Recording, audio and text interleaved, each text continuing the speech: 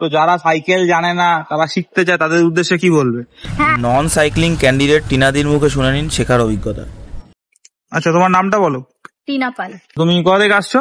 আমি গড়িয়ার থেকে আসছি। তো তুমি এখানে কি শিখছো? এখানে স্কুটি শিখতে। আচ্ছা, তুমি সাইক্লিং জানতে? না, সাইক্লিং একদমই জানতে না? ছোটবেলা থেকে কখনো চালাওনি? না না। তাও তুমি শিখে গেছো এখন? হ্যাঁ হ্যাঁ হ্যাঁ। প্রপার শিখে গেছো, মানে পা তুলে চালাতে পারছো? একদম প্রপার। সিরিয়াসলি? ঢপ দিচ্ছ না তো? না না, ঢপ দিচ্ছি না।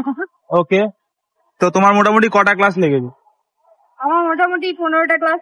15টা ক্লাস লেগেছে প্রপার পুরোভাবে ভালোভাবে শিখতে? তো মানে উইদাউট নোয়িং সাইক্লিং তুমি শিখে গেছো 15টা ক্লাসে, তাই তো? একটা জিনিস ছিল যেটা আমি খুব ভয় পেতাম, খুবই ভয় পেতাম। কিসে ভয় পেতাম? পড়ে যাবো।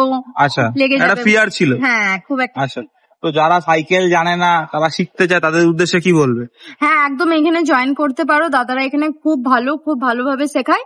আর এইটুকু 100% সিওরিটি দিতে পারছি কি শিখে যাবে তুমিও।